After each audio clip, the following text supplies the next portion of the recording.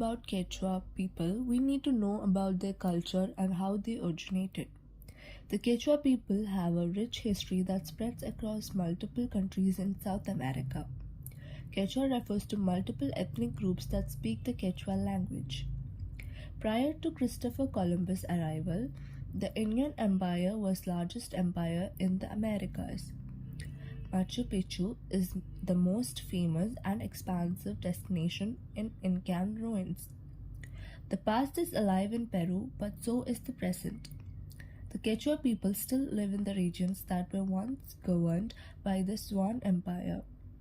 About one third of Peru's population in Quechua, and most of them live in Andes region, where they subsist primarily on farming.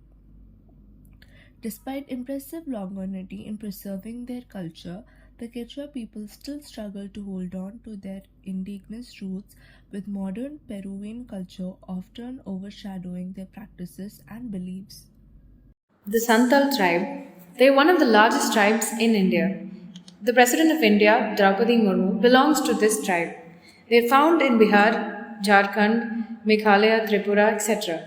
Individuals who belong to this community are mostly deprived of education and hence they pass on traditions and customs orally from one generation to another. They are largely involved in agricultural operations in collecting, hunting, and fishing. These are their main sources of living, and the Santal economy is primarily based on agriculture. They are actively involved in animal husbandry as well, and they believe in superstitions. Now, due to the modern technologies and due to the advancement, the spread of education, and because of the spread of education, there has been so many changes in the social, economic, and cultural life of the group. They were great fighters during the British regime in India, and there are 12 different clans among the Santals, namely Hastak, Murmu, Kishku, Soren, Tudu, and etc. They cannot marry the member of the same clan because if they did, they are committing clan incest. They would even be cast out of the community and the village as well. Music and dance. It is the important part of their fairs and festivals. They have songs for every occasion. For example, during a wedding, they would sing songs related to it, and those songs would have some stories called folklore. So they play music using tiria, which is made of bamboo, then tumbak, which is a wooden frame instrument. Festivals. They celebrate festivals like Baha Parab and Sohre Parab, which is a harvest festival, which is one of the most important festival and popular in the tribe. Traditions. The fleet of guests are usually washed with water and oil is applied to their feet before they are fed or made enter the house. Persons sharing the surname cannot get married. People who break this rule are prohibited from fetching water even from public places. After wedding, the bride washes the feet of her husband's brothers and sisters, both younger and older, to her. However, this is the last time she touches her husband's elder brothers or sisters physically. They do not even make their shadows touch later on. She can retain her surname. A married woman does not leave her hair in public places or husband's elder brothers.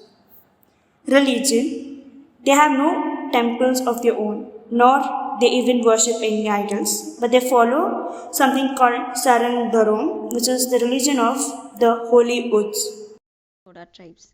The Toda people are a small pastoral community who live on the isolated Nilgiri plateau of southern India. They live in settlements consisting of 3 to 7 small thatched houses constructed in shape of half barrels called mund. Their economy was pastoral, based on the buffalo, whose dairy products they traded with neighboring people of Nilgiri Hills. During the last quarter of the 20th century, some Toda pasture land was lost due to agriculture by outsiders or forestation by the state government of Tamil Nadu. But after the international efforts at cultural sensitive environmental restoration, the Toda lands are now a part of Nilgiri Biosphere Reserve, a UNESCO designated international biosphere reserve, and is under consideration by the UNESCO World Heritage Committee for selection as a World Heritage Site. Toda religion features the sacred buffalo. Consequently, the rituals are performed for all dairy activities as well as for the ordination of dairymen priests. They believe that the goddess Krishi and her brother first created the sacred buffalo and then the Toda man and woman. The Toda language is a member of Dravidian family. The religious and funeral rites provide the social context in which complex poetic songs about the cult of the buffalo are composed and chanted. Food. The Todas are vegetarians and don't eat meat, eggs that can hatch, or fish, although some villagers do eat fish. Rice is a staple and eaten with dairy products and curries. Marriage. They once practiced fraternal polyandry, a practice in which women married all the brothers of a certain family. However, this is no longer practiced. The culture also historically practiced female infanticide. Therefore, the ratio of females to males is about 3 to 5, and the families arrange contracted child marriages for couples. Language. The Toda language is a member of the Dravidian family. Linguists have classified Toda as a member of the southern subgroup of the historical family Proto-Sub-Dravidian that came after Kannada but before Malayalam. Embroidery. They were given GI status for this unique embroidery, a practice which has been passed on for generations, and this status ensures uniform pricing for their products and provides protection against low quality duplication of the art form. The Gondi or Gond or Koitur are a Dravidian ethno-linguistic group. They are one of the largest groups in India. They are spread over the states of Madhya Pradesh, Maharashtra, Chhattisgarh, Uttar Pradesh, Telangana, Andhra Pradesh, Bihar and Odisha. They are listed as a scheduled tribe for the purpose of India's system of reservation. The Gond have formed many kingdoms of historical significance. Many astronomical ideas were known to ancient Gonds. Gonds had their own local terms for the sun, moon, Milky Way, and constellations. Most of these ideas were basis for their timekeeping and calendrical activities. The Gondi language is spoken by almost 30 lakh Gonds, mainly in the southern area of their range. This area encompasses the southeastern districts of Madhya Pradesh, eastern Maharashtra, northern Telangana, and southern Chhattisgarh, mainly in Bastar division. The language is related to Telugu. In the early 20th century, the language was spoken by 15 lakhs, around half their population at that time. The rest have shifted to other regional languages. Then also, almost the entire population was bilingual. At present, the language is only spoken by 1/5 of Gonds and is dying out even in its traditional linguistic range. In Chhattisgarh, women perform the Suwa dance, which was named after the word for parrot. It is performed after Diwali to honor Shiva and Parvati, representing the belief that the parrot will bring their sadness to their lovers. The Gondi people have their own version of the Ramayana, known as the Gond Ramayani, derived from oral folk legends. It consists of 7 stories with Lakshmana as a protagonist, set after the main events of the Ramayana, where he finds a bride. The Bishnoi community, also known as the Vishnoi, is a Hindu community found in the western Thar Desert and northern states of India. The Bishnoi community are a subsect of the Vaishnav Sampradaya. Guru Jambeshwar was the founder of the Bishnoi community, and he set down 29 tenets which direct the community to protect nature and animals as well as worship God. Killing animals and felling of trees are grave sins according to the Bishnoi community. Bishnois are famous for the protection of Indian antelope. Bishnois are very strong lovers of wild animals as well. In all, they cover environmental protection and compassion for all living creatures. The Bishnoi community follows a set of 29 principles given by their founder, that is Guru Jambeshwar. A few of the 29 principles of this community are: observe 30-day ritual impurity after childbirth, pray twice a day, speak pure words in all sincerity, practice forgiveness and kindness from a heart, Be merciful with sincerity. Do not condemn or criticize. And most importantly, be merciful to all living beings and love them. Also, do not cut green trees and save environment. The last two principles can be attributed to the Kejrali massacre of 1730. The Maharaja of Jodhpur, Abhay Singh, had ordered his soldiers to cut green trees for the construction of his new palace. The soldiers arrived in Kejrali, but Amrita Devi Bishnoi led her community members towards the trees which they planned to cut, and they all hugged the trees in order to protect them. The soldiers mercilessly killed Amrita Devi and her community members. Almost 363 members lost their lives in this massacre. Now, we'll be looking at the Sand Tribe, or the Bushmen as they are commonly referred. They were the first indigenous residents of South Africa over 30,000 years ago. They are believed to be the world's most ancient race because they are direct descendants of the first humans on Earth. They were originally known for their unique hunting skills. They fed on kills from hunting down antelopes and other animals with their bows and arrows. And their way of life was nomadic, as they moved seasonally from one place to another in search of food, water, and game animals. The Bushmen were the original creators of the rock and cave arts and paintings which cut across the region. They used dyes and pigments from plants, minerals, eggshells, and animal blood to draw and paint images. In this present day and time, some of the Sand people have gone into hiding because of the overexploitation from governments and foreigners of their culture and way of life. Others have equally been displaced because of the high demand for wildlife conservation, thereby losing their original homes. All these ultimately destroy their unique way of life. Hello, we will be talking about the Maram tribes of Manipur. Maram tribe is one of the tribes that form the Naga tribe of Northeast India. They occupy a large portion of Senapati district of Manipur. They are also the descendants of the headhunters. They are one of the many indigenous tribes in Manipur.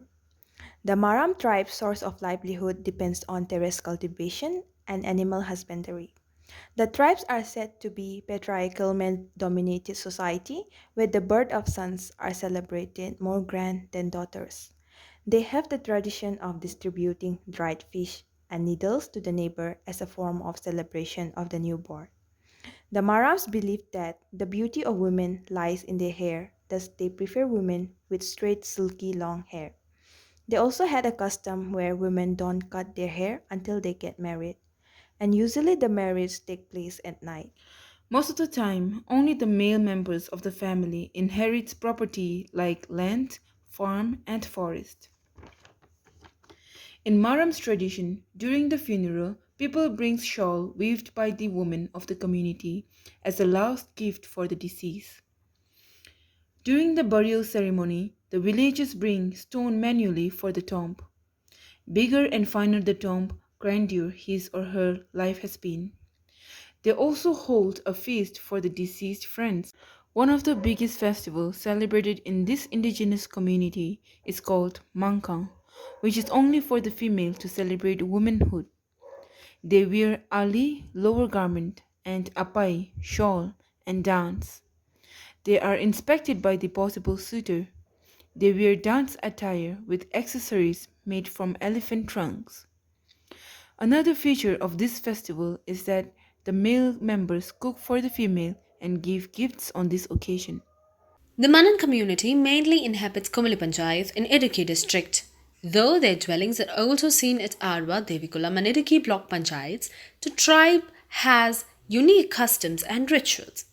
Though they used to stay in the remote forests, they were forced to migrate to plots allotted by the government at the outskirts of Peria tiger reserves a few decades back, following a government ban on the deforestation in the preserved area.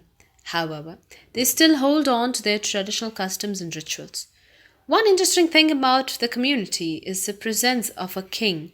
Even today, they honor the kingship dearly. living, the Manans cultivate some basic crops in the allotted farmland, collect forest produce from the non restricted area, and engage in manual labor or cattle breeding.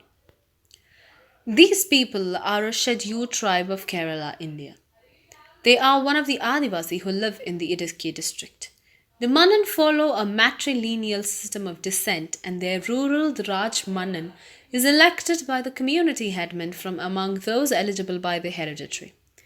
They are traditional forest dwellers, gaining their livelihood by collecting and utilizing resources of the dense forest and supplementing these with a shifting agriculture. They are believed to be descendants of a Pandyan king, and their mother tongue is Tamil. Changes since the mid 20th century, including an influx of the settlers from the plains of Kerala, degradation of the forest environment, and exposure to the modern economic and the cultural system, have all posed challenges to their survival as people continuing their customary life. Hey everyone, I am dealing about the Zulu tribe in South Africa. The written history of the Zulu people can be traced back to the 14th century. They are the best known indigenous people of South Africa.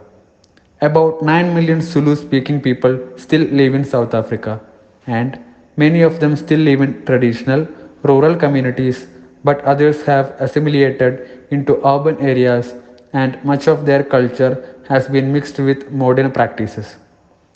There is a strong belief in ancestral spirits in the Zulu culture. Aging, according to them, is seen as a blessing, and they believe in the life that continues long after death. The Zulu marks special occasions such as birthdays, marriages, puberty, and death with animal sacrifices to their deceased relatives.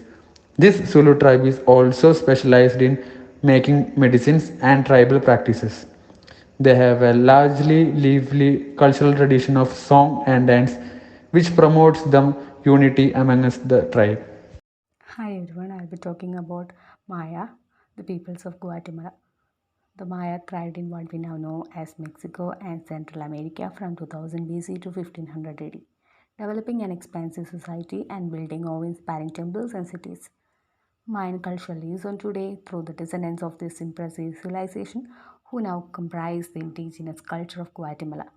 With over 50% of the current Guatemalan society made up of Mayan peoples, the culture is vibrant and visible. The women still dress in traditional colorful dress. Their crafts can be found throughout Guatemala. The Guatemala town combines stunning scenery with intriguing history, a place where the Mayan culture still thrives, inviting the curious travelers to learn and explore. The Mayan culture was rooted in religion. The Maya people worship various gods related to nature, including the sun, moon, and rain. Each month of the year was even dedicated to a different god. Some of their religious ceremonies involved dances. I'll be talking about the Irula tribe and Paniya tribe. According to the Tamil Nadu Forest Department website, 6 tribal communities Toda, Kota, Kurumbas, Irular, Paniyan, and Katanayagan have been identified as primitive tribal communities. Interestingly, all the 6 tribes are natives to the Nilgiris. Now moving on, the Paniya tribe. The Paniya have historically worked as agricultural laborers. They worked in the field of agriculture. The Paniyas only have crude idea of religion. Their major deity is called Kali, and they also worship a banyan tree. The Paniya speak the Paniya language, which belongs to the Dravidian family.